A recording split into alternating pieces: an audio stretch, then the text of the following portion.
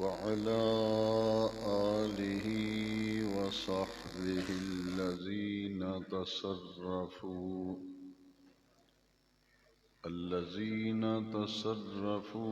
إنان تحقيقهم إلى إعلاء كلمة الرحمن. أما بعد فأعوذ بالله من الشيطان الرجيم. بسم الله الرحمن الرحيم.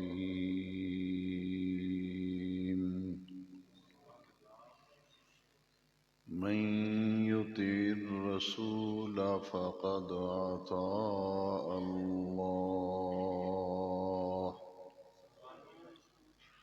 صدق الله مولانا العظيم. إن الله وملائكته يصلون على النبي يا أيها الذين آمنوا صلوا عليه وسلموا تسليما.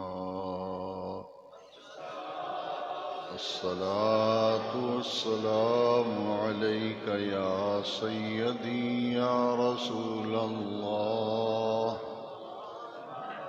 وعلى آلك وأصحابك يا سيدي يا خاتم النبيين.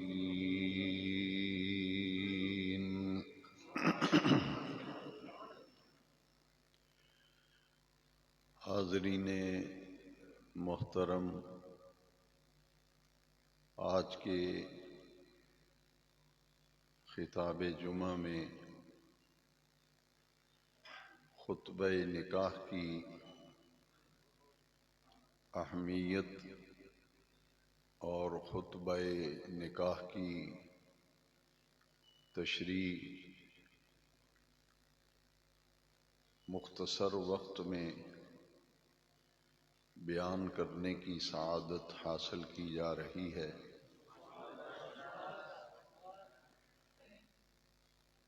مرد و عورت جب رشتہ ازدواج میں منسلک ہوتے ہیں تو ان کی ازدواجی زندگی کا آغاز ایجاب اور قبول سے ہوتا ہے۔ نکاح ایک مرد و عورت، ایک عہد ہے، ایک پیمان ہے، اسے عقد نکاح کہتے ہیں اور عقد مسنونہ بھی کہتے ہیں۔ ایک نئے خاندان کی بنیاد رکھی جاتی ہے جب ایک مرد و عورت رشتہ ازدواج میں منسلک ہوتے ہیں، ان کا نکاح ہوتا ہے تو ایک پورے نئے خاندان کی بنیاد رکھی جاتی ہے۔ ہم سب آج سے 40-50 سال پہلے پر نظر دوڑائیں تو جتنے حضرات اس وقت مسجد میں موجود ہیں، بیان سن رہے ہیں، وہ اس بات پر توجہ فرمائیں کہ آج سے 50 سال پہلے کی طرف ہم دیکھیں تو وہ ہم سب کے دادا جن کی ہم اولاد ہیں، ان کا جب نکاح ہوا تو آپ کے دادا اکیلے تھے، ان کا جب نکاح ہوا دادی صاحبہ سے، ان کے ہاں جو اولاد پیدا ہوئی، پھر ان کے ہاں جو اولاد پیدا ہوئی، تو جب بھی کوئی شوہر اپنی بیوی سے نکاح کے مرحلے میں سے گزرتا ہے، رشتہ ازدواج میں منسلک ہوتا ہے، تو ایک خاندان کی بنیاد رکھی جاتی ہے۔ پہلے وہ اکیلا ہے، پھر نکاح ہوا تو بیوی گھر میں آ گئی، اس سے پھر جب اولاد کا سلسلہ شروع ہوا تو اللہ کریم نے بیٹے عطا کیے، بیٹیاں عطا کی، اس سے ایک پورا گھرانہ وجود میں آیا، ایک خاندان بن گیا، ایک گھرانہ بن گیا۔ اسی طرح نکاح کی اہمیت اور خطبہ نکاح کی اہمیت، دونوں چیزوں کو ساتھ ساتھ لے کے چلنا ہے کہ رب ذوالجلال نے قرآن مجید میں کچھ باتوں کو حلال فرمایا اور کچھ باتوں کو حلال و حرام کے احکام قرآن مجید میں موجود ہیں کہ یہ چیزیں حرام ہیں، یہ چیزیں حلال ہیں۔ جنسی خواہشات کی تکمیل کے لیے رب ذوالجلال نے نکاح کا عمل رکھا ہے کہ مرد و عورت جب عقد نکاح اور عقد مسنونہ کے مرحلے میں سے گزرتے ہیں تو ان کے لیے جنسی خواہشات کی تکمیل کے لیے حلال ذریعہ پیدا ہو گیا، اور اس کے ساتھ ساتھ جو مطلوب و مقصود ہے کہ اولاد، خاندان کا وجود، ایک گھرانے کا وجود، وہ عمل میں آتا ہے۔ اور اللہ رب العزت کے پیارے محبوب کریم علیہ السلام نے نکاح کو اپنی سنت قرار دیا، فرمایا ان نکاح من سنتی، نکاح کرنا میری سنت ہے۔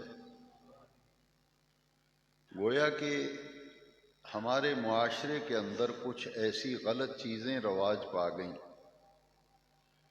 کچھ مردوں کے بارے میں بھی یہ بات سننے کو ملتی ہوگی یقیناً آپ کو کہ فلاں مرد جو ہے وہ تارک بیٹھا ہے، یعنی اس نے شادی نہیں کی۔ اسی طرح ہمارے معاشرے میں یہ کہتے ہیں کہ فلاں عورت تارک بیٹھی ہے، یعنی اس نے نکاح نہیں کیا، شادی نہیں کی۔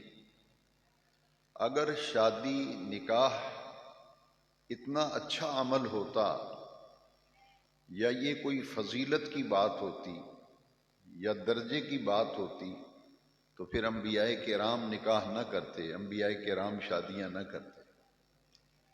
تو یہ کوئی فضیلت کی بات نہیں بلکہ مذمت کی بات ہے، لیکن ہم اسے معاشرے میں اس عورت کے بارے میں، اس مرد کے بارے میں عجیب تصور قائم کر لیتے ہیں کہ فلاں مرد تارک بیٹھا ہے، یعنی اس نے نکاح ہی نہیں کیا، شادی نہیں کی۔ فلاں عورت تارک بیٹھی ہے، اس نے نکاح ہی نہیں کیا، شادی نہیں کی۔ عام لوگ اسے فضیلت میں شمار کرتے ہیں، جبکہ یہ فضیلت نہیں ہے بلکہ یہ تو مذمت ہے۔ اس لیے کہ اگر یہ کوئی فضیلت کی بات ہوتی تو کوئی نبی، کوئی رسول اور پیغمبر پھر نکاح نہ کرتا اور شادی نہ کرتا۔ لہٰذا یہ بات سمجھ لیں کہ النکاح من سنتی، نکاح کرنا میری سنت ہے۔ اور پھر دوسرے مقام پر فرمایا فمن راغب عن سنتی فلیس منی، جس نے نکاح نہیں کیا، نکاح کے عمل سے نہیں گزرا، حضور نے فرمایا میری امت میں سے نہیں ہے، میرا اس سے کوئی تعلق نہیں ہے۔ لہذا نکاح کرنا یہ محبوب ترین عمل ہے اس اعتبار سے کہ ہم سب اولاد آدم ہیں، آدم علیہ السلام کی اولاد ہیں، انسان ہونے میں سب، اولاد آدم ہونے میں سب برابر ہیں۔ انسانی مساوات کا دینی تصور یہی ہے کہ تم اولاد آدم ہو۔ حجۃ الوداع کے موقع پر حضور نے جو خطبہ دیا تھا اس میں حضور نے فرمایا تھا کہ کسی عربی کو اجمی پر، کسی اجمی کو عربی پر، کسی گورے کو کالے پر کوئی فضیلت حاصل نہیں، یعنی فضیلت کا معیار رنگ، نسل، دولت اور مال اور وطن نہیں، بلکہ فضیلت کا معیار جو ہے وہ کیا ہے؟ ان اکرمکم عند اللہ اتقاکم۔ اولاد آدم ہونے میں سب برابر ہیں، سب اولاد آدم ہیں، انسانی مساوات کا یہ دینی تصور ہے، لیکن انسانوں میں سے جس کے پاس تقوی ہوگا، پرہیزگاری ہوگی، جو متقی ہوگا، پرہیزگار ہوگا، اللہ کے نزدیک اس کی عزت سب سے زیادہ ہوگی۔ اللہ کے نزدیک عزت اس کی زیادہ ہوگی جس کے پاس تقوی ہوگا۔ تو لہذا نکاح کا عمل جو ہے یہ حضور نبی کریم علیہ الصلاۃ والسلام کی سنت ہے۔ اسے عقد مسنونہ بھی کہتے ہیں۔ عقد کہتے ہیں گانٹھ کو، جسے گنڈ مارتے ہیں کسی چیز کو۔ یہ مرد و عورت ایک رشتہ ازدواج میں منسلک ہو جاتے ہیں، ایک عقد جو ہے وہ قائم ہو گیا۔ اور اس موقع پر یہ بات ذہن نشین کر لیں کہ نکاح کی دو چیزوں سے نکاح منعقد ہوتا ہے۔ النکاح ینعقد بالایجاب والقبول، ایجاب و قبول سے نکاح ہو جاتا ہے۔ ایک عورت اپنے آپ کو کسی مرد کی زوجیت میں دے دیتی ہے اور وہ کہتی ہے کہ بحیثیت بیوی کے میں نے تمہیں قبول کیا، اور بحیثیت خامد میں نے آپ کو قبول کیا۔ تو اس عہد اور پیمان سے نکاح منعقد ہوتا ہے، اور مرد کہتا ہے کہ میں نے اسے قبول کیا۔ عورت سے اجازت لی جاتی ہے اور مرد جو ہے وہ قبول کرتا ہے کہ اس نکاح کو میں نے قبول کر لیا۔ ان دو چیزوں سے نکاح منعقد ہو جاتا ہے۔ جب یہ عہد اور پیمان ہوتا ہے تو وہ بحیثیت میاں بیوی کے ان کا رشتہ قائم ہو گیا۔ اور جو خطبہ پڑھا جاتا ہے نکاح کے موقع پر، یہ نبی کریم علیہ الصلاۃ والسلام کی سنت ہے۔ نکاح کا خطبہ حضور کی سنت ہے۔ یہ برکت کے لیے اور خیر کے لیے خطبہ پڑھا جاتا ہے۔ خطبے کا لفظ جو ہے یہ خطاب سے نکلا ہے، جیسے میں آپ کو واعظ و نصیحت کر رہا ہوں، تعلیم اور تدریس کا سلسلہ جمعے میں ہوتا ہے، اسی خطبہ کہتے ہیں۔ جمعے کا خطبہ جو ہے وہ فرض ہے۔ ایک وہ خطبہ ہے کہ جمعے کی نماز سے قبل خطبتین، دو خطبے پڑھے جاتے ہیں، وہ خطبہ فرض ہے۔ جمعے کا خطبہ وہ شرط ہے جمعے کے اندر۔ اور عیدین کا خطبہ جو عید الفطر اور عید الاضحیٰ پہ نماز عید کی ادائیگی کے بعد خطبہ پڑھا جاتا ہے، اور جمعے کی نماز سے پہلے خطبہ ہے، یہ فرض ہے۔ عید کی نماز جو بعد جو خطبتین، دو خطبے پڑھے جاتے ہیں، وہ واجب ہے۔ اور نکاح کا جو خطبہ ہے یہ سنت ہے نبی کریم علیہ الصلاۃ والسلام۔ خوشی کے موقع پر مرد و عورت جب رشتہ ازدواج میں منسلک ہوتے، ایجاب و قبول ہوتا، تو نبی کریم علیہ الصلاۃ والسلام اس موقع پر خطبہ ارشاد فرمایا کرتے تھے۔ یہاں ایک بات بڑی ہی قابل غور ہے، ورزے نشین کر لیں کہ خوشی کا موقع ہوتا تو حضور پھر بھی خطبہ ارشاد فرماتے تھے، نصیحتیں کرتے تھے، تعلیم دیتے تھے۔ اور خطبہ نکاح کے اندر یہی تعلیم بھی ہے، نصیحت بھی ہے، رہنمائی بھی ہے، ہدایت بھی ہے۔ اسی طرح جب غم آتا تھا، پریشانی ہوتی تھی، جیسے کوئی آدمی فوت ہوا ہے تو اس کے فوت ہونے پر جنازے کا موقع ہے، تدفین کا موقع ہے، احادیث کے اندر یہ موجود ہے کہ حضور نے قبرستان میں بھی خطبات ارشاد فرمائے، جنازے کے موقع پر، غم کے موقع پر، پریشانی کے موقع پر بھی حضور نے خطبہ دیا، خوشی کا کوئی موقع ہوتا حضور پھر بھی خطبہ ارشاد فرماتے، کیونکہ اس کے اندر ایک راز اور حکمت یہ تھی کہ مسلمانوں کی تعلیم، ان کی تربیت، ان کی تلقین، ان کو نصیحت اور ہدایت، اس کے لیے حضور خطبہ ارشاد فرماتے تھے۔ تو خطبہ نکاح جو ہے یہ نکاح سے، ایجاب و قبول سے پہلے عمومی طور پر خطبہ پڑھنا چاہیے۔ اگر بعد میں پڑھ دیا تب بھی نکاح تو ہو جاتا ہے، نکاح تو ایجاب و قبول سے ہو گیا۔ خطبہ آپ نہیں پڑھیں گے پھر بھی نکاح ہو گیا، جب ایجاب و قبول ہو گیا تو نکاح جو ہے منعقد ہو گیا۔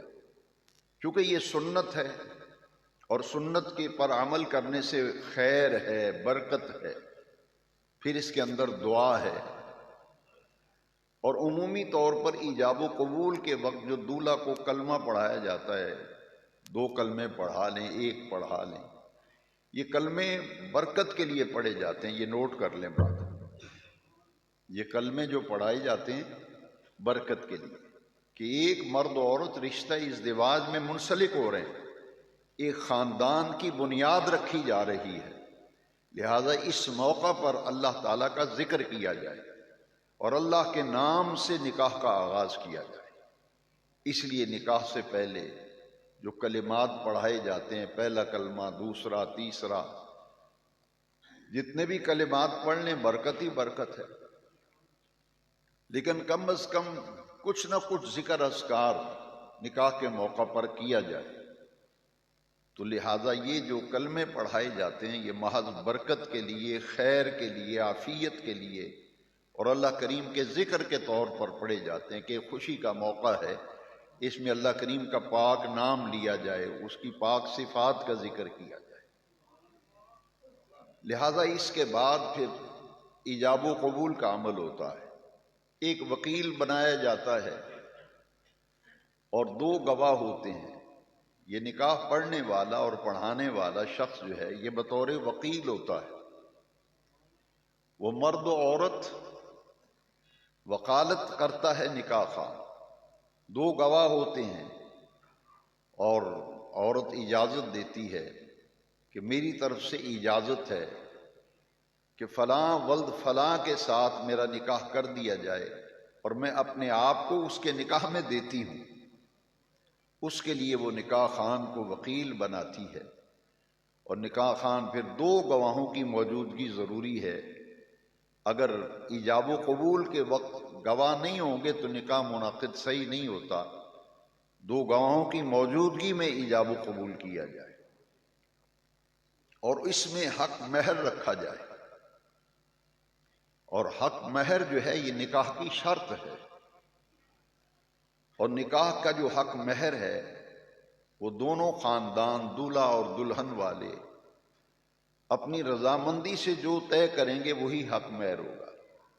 شریعت کے اندر کم سے کم مقدار تو مقرر ہے، لیکن زیادہ کی کوئی مقدار نہیں۔ اپنی خوشی سے اس سے زیادہ کو حق مہر رکھنا چاہتا ہے تو بالکل ٹھیک ہے، 10 درہم کم از کم مقدار ہے، اور اس دور میں 10 درہم جو ہے وہ کم از کم 7,000 کے قریب، 6,000 سے لے کے 7,000 کے درمیان میں 10 درہم کے پیسے بنتے ہیں چاندی کے اعتبار سے۔ لہذا یہ کم از کم حق مہر ہے، اس سے کم جو ہے وہ جائز نہیں، زیادہ جو ہے وہ اپنی خوشی سے رکھ لیا جائے تو بہت اچھی بات ہے۔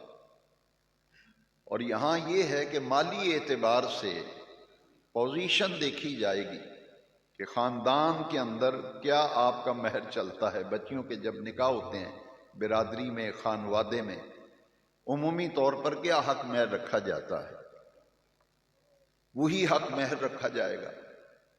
اب وکیل جو ہے نکاح خان وہ دلہن سے اجازت لیتا ہے، اور ولی جو ہے مثلا لڑکی کا باپ ہے، دلہن کا باپ، وہ ولی ہے۔ اگر نکاح خان کو ولی کہہ دے کہ میری طرف سے اجازت ہے آپ کو کہ میری بیٹی کا نکاح آپ اس سے پڑھا دیں، تو یہ بھی اجازت ہوتی ہے، یہ بھی، لیکن اس میں بیٹی کی مرضی کا شامل ہونا ضروری ہے۔ بیٹی کی اگر مرضی نہیں ہے، بیٹی وہاں شادی کرنا ہی نہیں چاہتی، اور باپ خود اگر کہہ دے کہ آپ میری طرف سے پڑھا دیں، تو اس وقت نکاح صحیح نہیں ہوگا جب تک کہ وہ دلہن جو ہے خود اجازت نہ دے۔ لہذا دلہن کی رضامندی پر اگر ولی کہہ دے کہ میری طرف سے اجازت ہے آپ نکاح پڑھا دیں، اتنا حق مہر ہے، تو اس پر وہ نکاح صحیح ہوگا۔ جو نکاح عمومی طور پر مجلس میں پڑھے جاتے ہیں، تکبیر نکاح، تقریب نکاح ہوتی ہے، بہت سے لوگ بیٹھے ہوتے ہیں، تو جب نکاح ہوتا ہے تو شرعی اعتبار سے جتنے لوگ بھی خطبہ سن رہے ہیں، ایجاب و قبول سن رہے ہیں، یا جن کے علم میں ہے کہ فلاں کی بیٹی فلاں کے ساتھ رشتہ ازدواج میں منسلک ہو رہی ہے، تو وہ سب کے سب شادی کے گواہ تصور کیے جائیں گے۔ شرعی اعتبار سے وہ سارے کے سارے شادی کے گواہ تصور ہوں گے، اور یہ حضور نبی کریم صلی اللہ علیہ وسلم کی شریعت مطہرہ کے مطابق یہی طریقہ ہے نکاح کا، کہ نکاح خان کہتے کہ فلاں کی بیٹی، اس کا نام یہ ہے، اس کے باپ کا یہ نام ہے، یہ حق مہر ہے، اس کی شرعی اجازت سے میں نے اس کا نکاح آپ کے ساتھ کر دیا، آپ کو یہ نکاح قبول ہے؟ تو دلہا جو کہتا ہے کہ ہاں قبول ہے، میں نے قبول کیا، تو وہ نکاح جو ہے منعقد ہو جاتا ہے۔ ایک مرتبہ بھی اگر کہہ دیا، ایک مرتبہ بھی اگر کہہ دیا کہ یہ نکاح آپ کو قبول ہے، اور اس نے کہا میں نے قبول کیا، تو نکاح فوراً منعقد ہو جاتا ہے۔ لیکن اسے اچھا اور مستحب اور مستحسن طریقہ تصور کیا گیا کہ کم از کم 3 دفعہ کہلوایا جائے، ورنہ ایک دفعہ بھی اگر دلہا کہہ دے کہ میں نے قبول کیا تو نکاح ہو جاتا ہے۔ یہ باتیں وہ ہیں جن کو سمجھنا ضروری ہے۔ اگر نکاح خان ایک دفعہ قبول کراتا ہے تو کوئی آدمی کہے کہ نکاح تو ہوا ہی نہیں، انہوں نے ایک دفعہ ہی کرایا ہے قبول، تو وہ غلط ہے، کیونکہ جب ایک دفعہ اس نے قبول کر لیا تو نکاح شرعی اعتبار سے منعقد ہو جاتا ہے۔ اور چوری چھپے جو نکاح کیا جاتا ہے کہ باپ کو علم ہی نہیں، بیٹی دوسری جگہ نکاح کر رہی ہے عدالت میں جا کے، یا چوری چھپے پیسے دے کے نکاح خان کو اور قاضی کو بلا کر کے چوری چھپے نکاح کر لیا ہے۔ اسی طرح لڑکا ہے، ماں باپ کو علم ہی نہیں۔ کئی ایسے والدین ہیں جن کو سال بعد پتہ چلتا ہے کہ میرے بیٹے نے خفیہ شادی کی ہوئی ہے۔ کئی ماں باپ ایسے ہیں پتہ ہی نہیں، بیٹی کا بعد میں پتہ چلتا ہے کہ اس نے تو عدالت، وہ کورٹ کے پیپر پیش کرتا ہے لڑکا، یہ تمہاری بیٹی جو ہے میں نے تو اس سے عدالت میں نکاح کیا ہوا ہے۔ اس پر یہ غور کر لیں کہ حضور نے فرمایا اعلنوا ھذا النکاح، نکاح کا اعلان عام کیا کرو۔ چوری چھپے نکاح اسلام کے اندر اس کی گنجائش نہیں ہے، اس لیے کہ کم از کم جس گھر کی بیٹی بیاہی جا رہی ہے یا جس دلہا کی شادی ہو رہی ہے، ان دونوں کے گھروں کے آس پاس کے لوگوں کو علم ہو، برادری کو علم ہو، قریبی دوستوں رشتہ داروں کو علم ہو کہ فلاں کا بیٹا آج بیاہا جا رہا ہے، فلاں کی بیٹی آج بیاہی جا رہی ہے، اس کی شادی ہو رہی ہے، تو اس کو کہتے ہیں اعلان عام۔ کم از کم عزیز و اقارب، دوست احباب، رشتہ دار، محلے والے، گلی والے، پڑوس والے، انہیں علم ہو، یہ ہے اعلان عام۔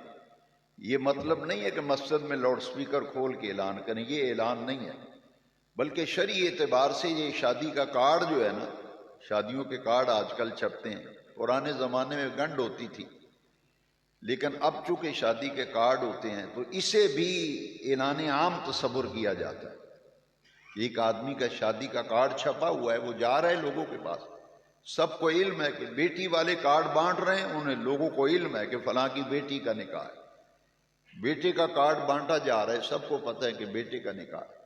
لہذا نکاح کے لیے ضروری ہے کہ جس بیٹی بیٹے کا نکاح ہے، کم از کم آس پاس تعلق والے رشتہ داروں کو علم ہو کہ فلاں کا رشتہ فلاں سے ہو چکا ہے اور آج اس کی رخصتی ہے یا نکاح کی تقریب ہے۔ لہذا یہ علم ہونا ضروری ہے۔ یہ نکاح کے چند معاملات تھے جو میں نے آپ کی خدمت میں عرض کی۔ اب ایک بات بڑی توجہ سے سننے والی ہے کہ شادی ہو، نکاح کا معاملہ ہو، یہ سارے کا سارا اس کا تعلق شریعت مطہرہ کے ساتھ ہے۔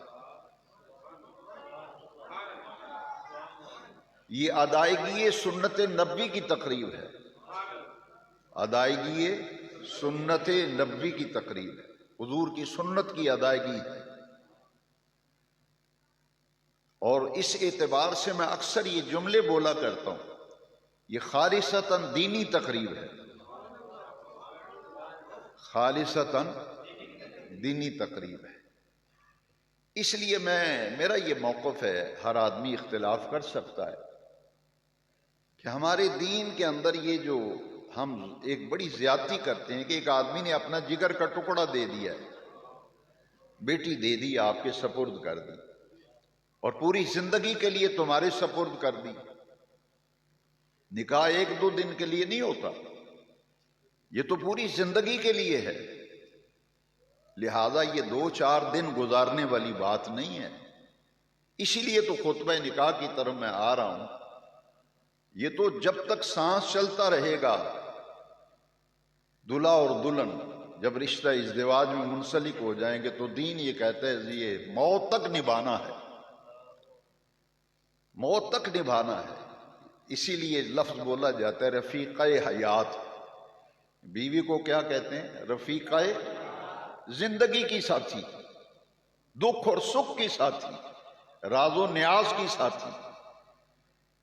لہذا یہ تو آپ کے دکھ درد کا ساتھی آ رہا ہے، اور باپ نے اپنی جگر کا ٹکڑا تمہیں دے دیا، بیٹی تمہارے سپرد کر دی، اپنی عزت تمہیں دے دی۔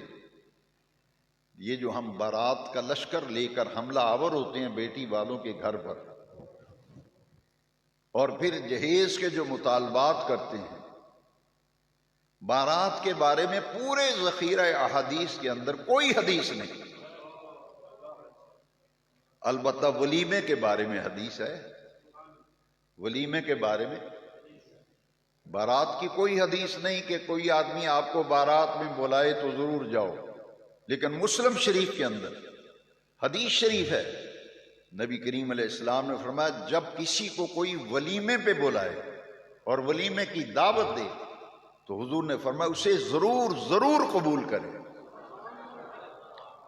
ولیمے کی دعوت کو ضرور ضرور قبول کرے، انکار نہ کرے۔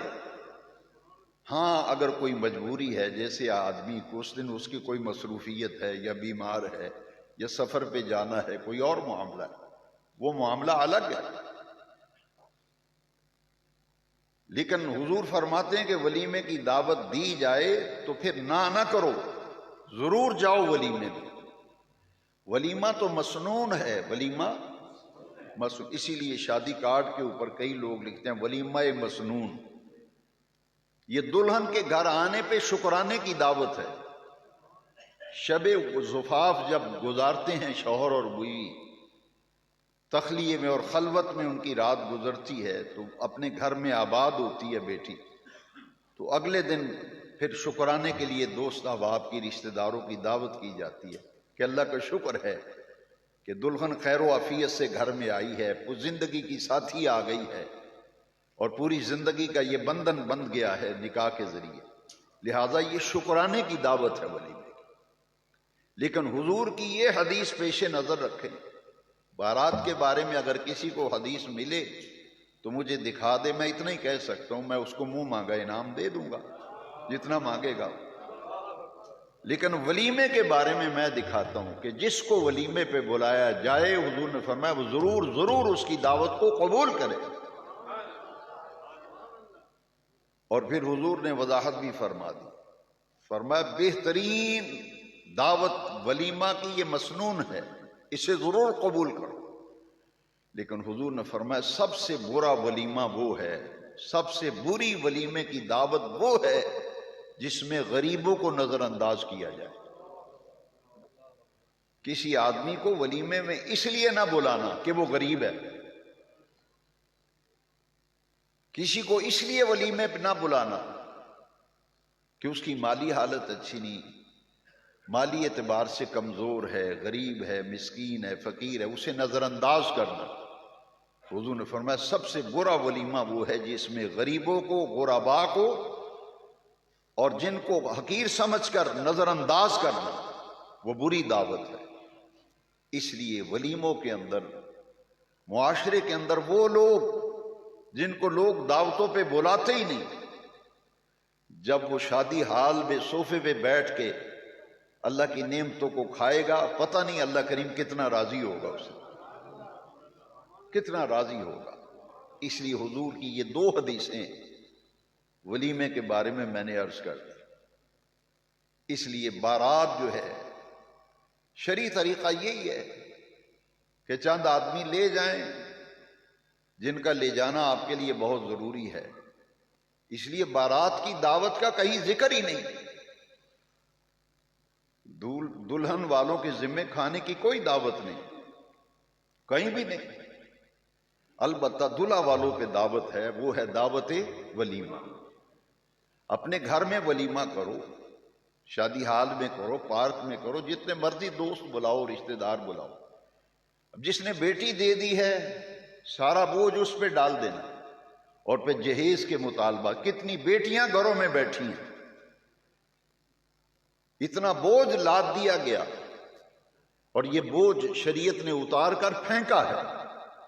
شریعت تو کہتی ہے دو آدمی لے آؤ، مسجد میں بیٹھ جاؤ، نماز پڑھو اور نکاح پڑھو، اللہ اللہ خیر صلاح، دلہن کو گاڑی میں لے کے چلے جاؤ، کچھ خرچ ہی نہیں ہوتا۔ تو یہ کیوں مصیبتیں گلے میں ڈالی ہوئی، یہ بوجھ کیوں اپنے اوپر لاد رہے ہیں؟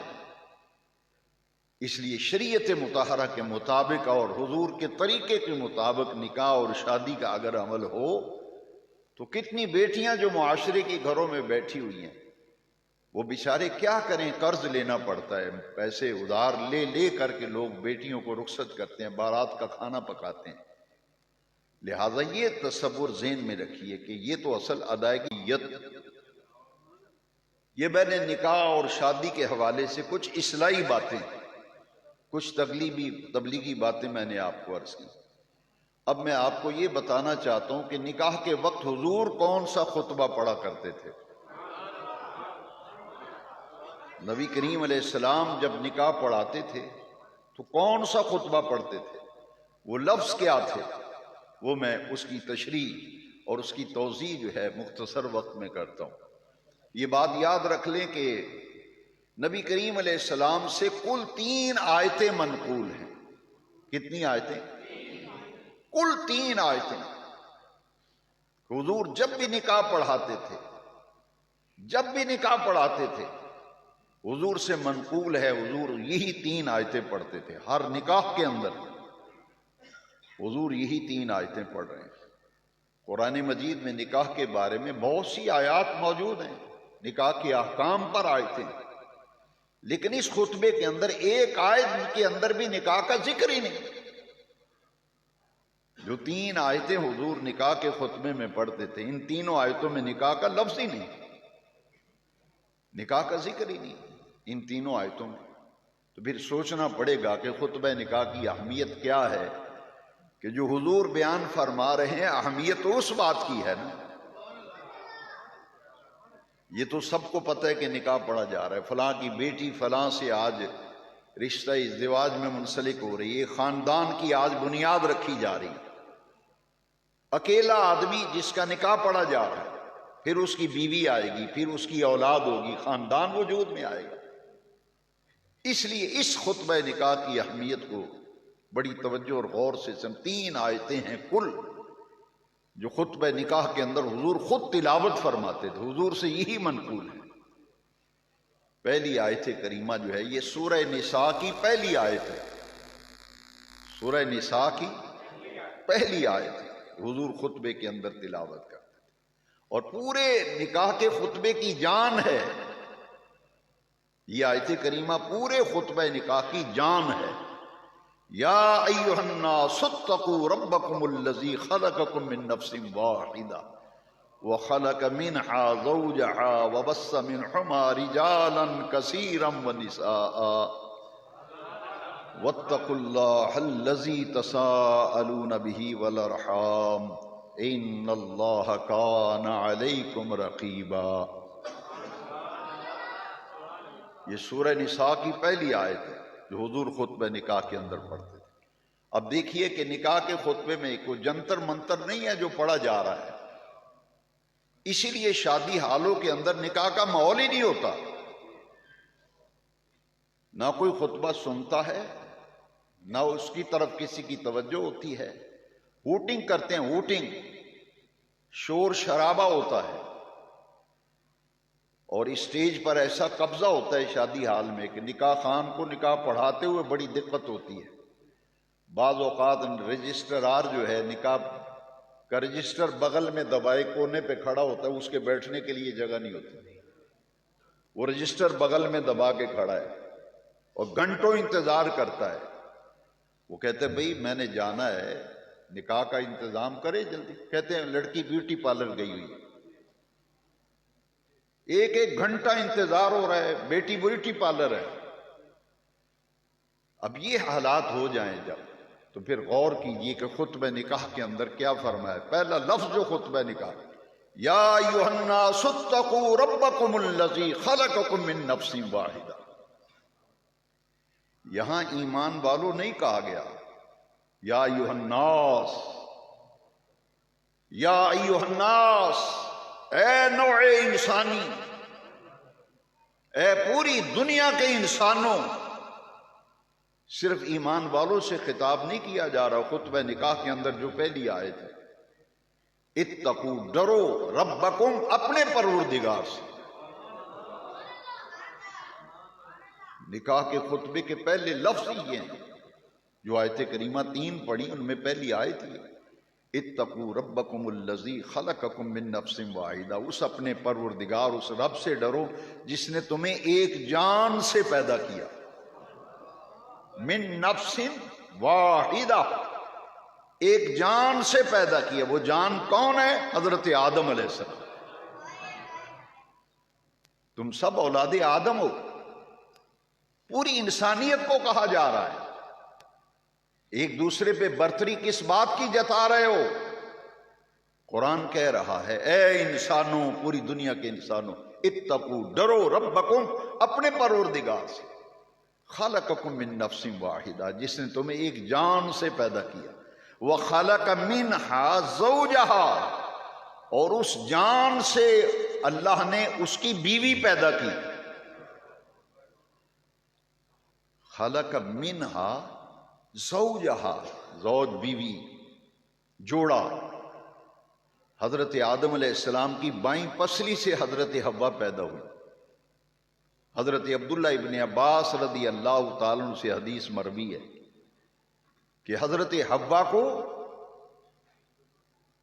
حضرت آدم علیہ السلام کی بائیں پسلی سے پیدا کیا گیا، اور سورہ نساء کی پہلی آیت میں فرمایا خلق منہا زوجہا۔ اور پھر آدم علیہ السلام نے جب حضرت حوا کو دیکھا تو دل میں رغبت پیدا ہوئی نا، رغبت پیدا ہوئی۔ اللہ کریم نے فرمایا وَبَثَّ مِنْهُمَا رِجَالًا كَثِيرًا وَنِسَاءً۔ جب رغبت پیدا ہوئی تو اللہ کریم نے فرمایا کہ حق مہر ادا کرو، میلان طبع، حق مہر دو، یہ تمہاری بیوی ہے، تمہاری بائیں پسلی سے پیدا کی۔ مدارج النبوت میں شاہ عبدالحق محدث دہلوی نے لکھا ہے، پوچھا باری تعالیٰ حق مہر کیا مقرر کیا ہے جو میں دوں؟ رب ذوالجلال نے فرمایا آدم تم بھی اور حوا تم بھی، تم دونوں مل کر 20 مرتبہ میرے محبوب پہ درود پڑھ دو۔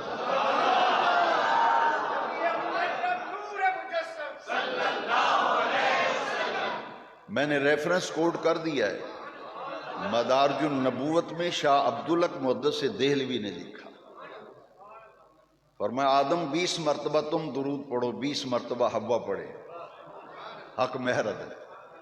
یہ تھا حضرت آدم حضرت حوا کا نکاح۔ اولاد آدم ہونے میں ہم سب برابر ہیں۔ وَبَثَّ مِنْهُمَا رِجَالًا كَثِيرًا وَنِسَاءً۔ وبث کا معنی ہے اور پھیلا دیا اللہ کریم نے، اور پھیلا دیا اللہ کریم نے۔ منہما دونوں سے، آدم سے اور حوا سے اللہ کریم نے پھیلا دیا. کیا پھیلایا؟ رجالن کثیرم ونساء، کثیر تعداد میں مرد اور عورتیں اللہ نے پھیلا دی ہیں.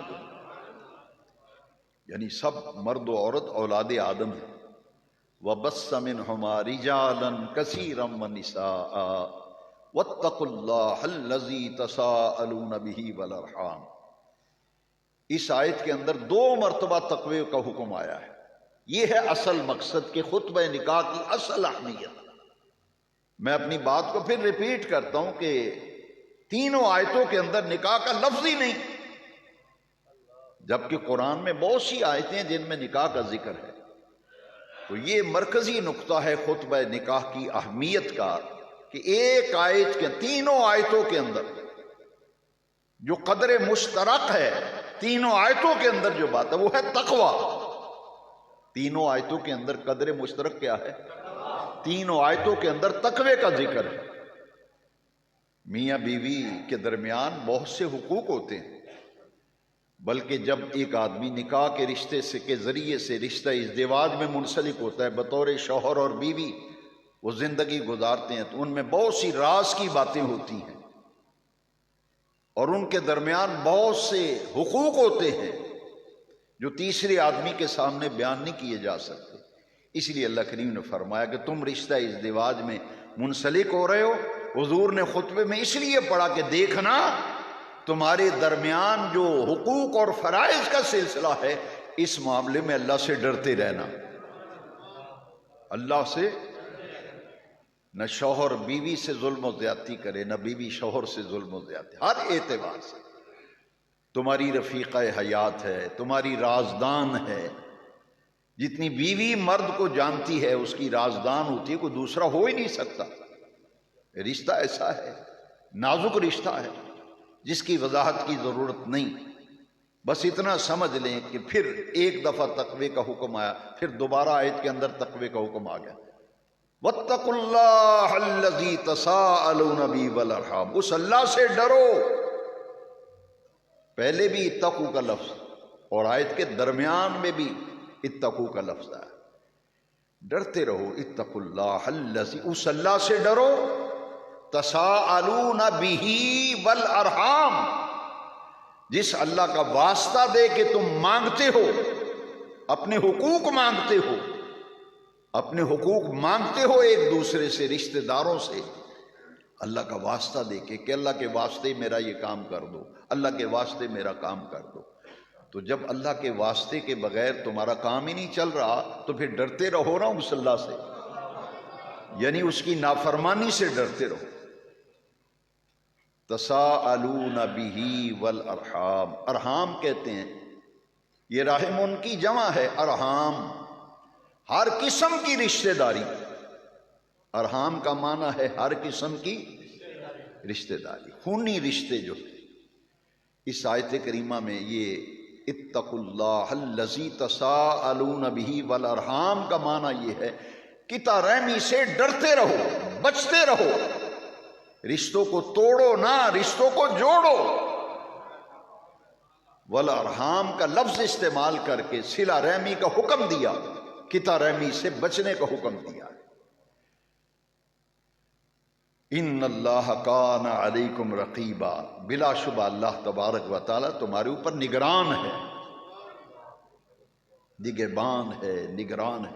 ان اللہ کان علیکم رقیبا، اللہ سے تو کوئی چیز چھپی ہوئی نہیں ہے. فرمایا تمہیں جان رہا ہے، ہر عمل، ہر فعل، ہر قول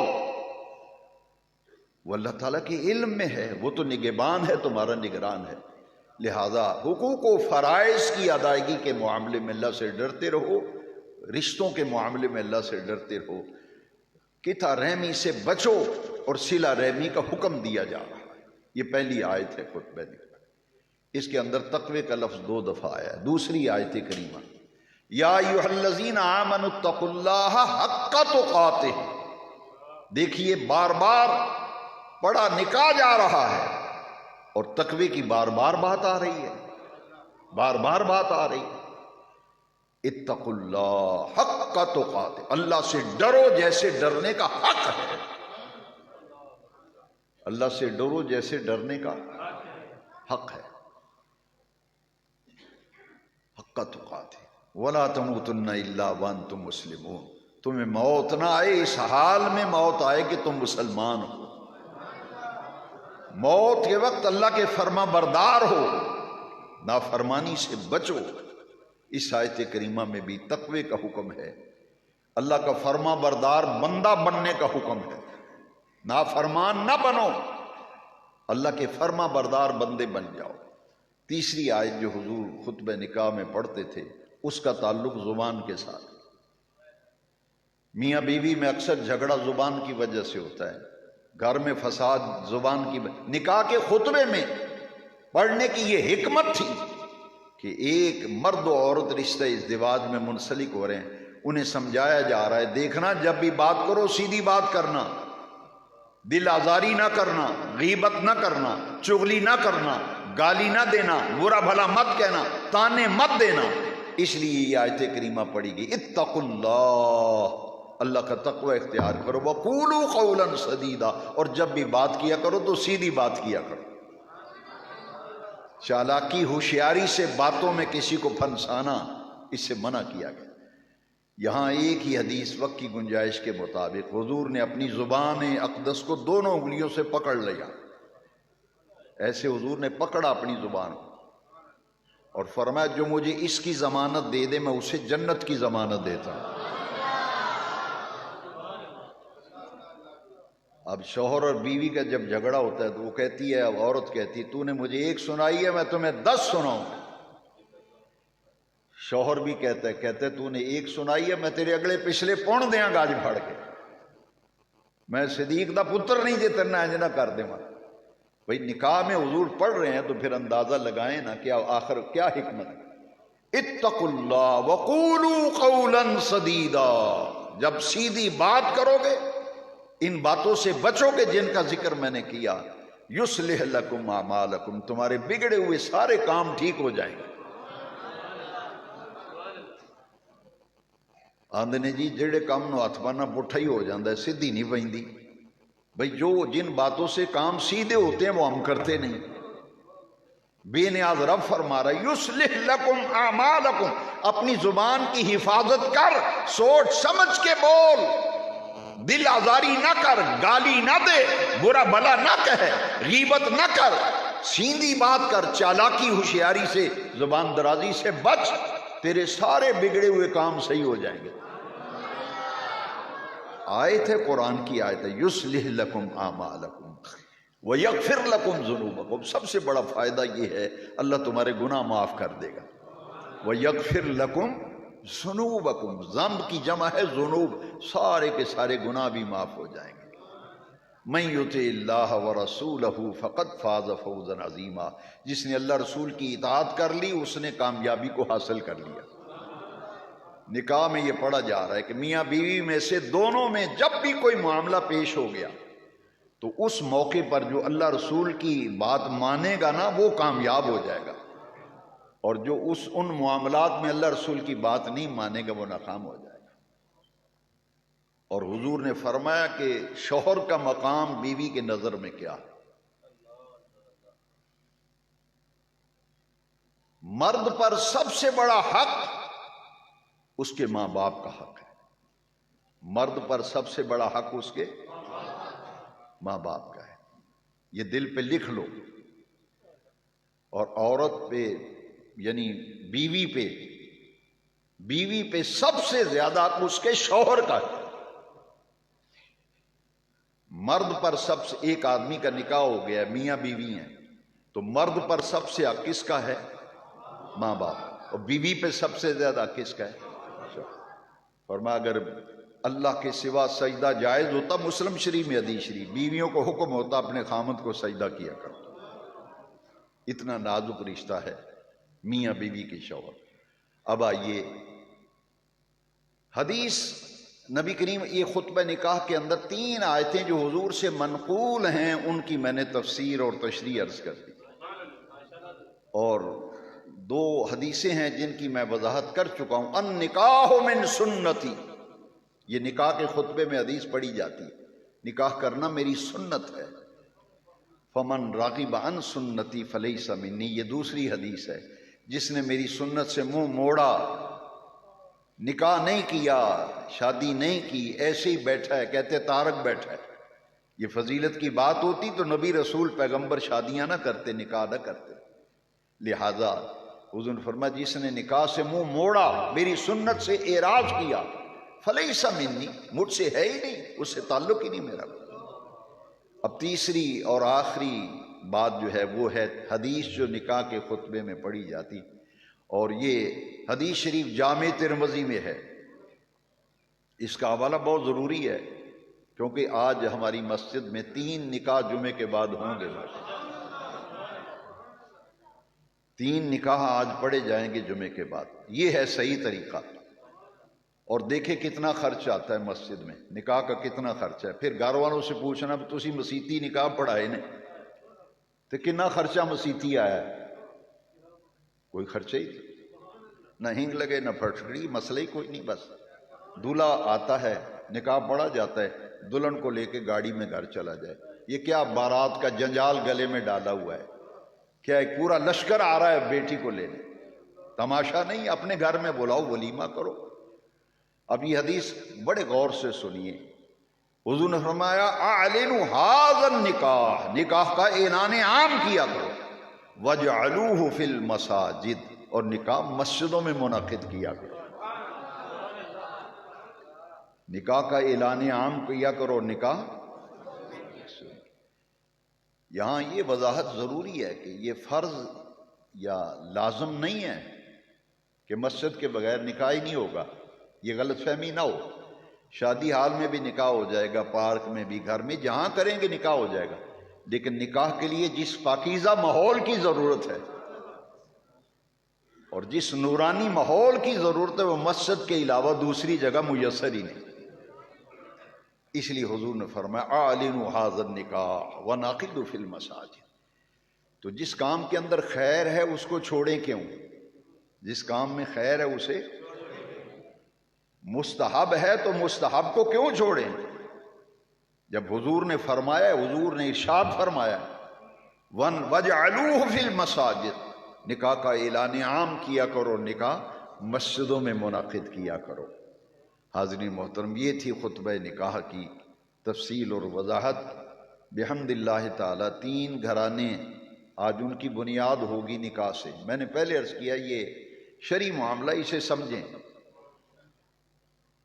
جب بھی کسی کا نکاح پڑھا جاتا ہے اس کے خاندان کی بنیاد رکھی جاتی ہے۔ تو گویا کہ آج جمعے کی نماز کے بعد جن میرے بھائیوں کے پاس وقت ہوگا میں ان سے گزارش کروں گا کہ جائیے مت، نکاح کے اندر شامل ہو جائیے اور دیکھیے کہ شرعی طریقے سے نکاح و سنت کے مطابق کیسے ہوتا ہے، اور پھر دولہا کے والدین سے پوچھیں گے کہ بتائیں مسجد میں نکاح کا کتنا خرچہ آیا ہے۔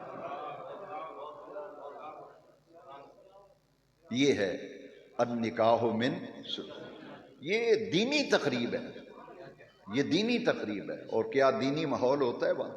ہندوانہ رسمیں ہمارے اندر، یہ مہندی کی رسم، یہ بارات، یہ ڈھول ڈمکا، یہ کہاں لکھا ہے کہ کپڑے زرق برق کپڑے خریدو شادیوں پہ؟ ہے کہیں؟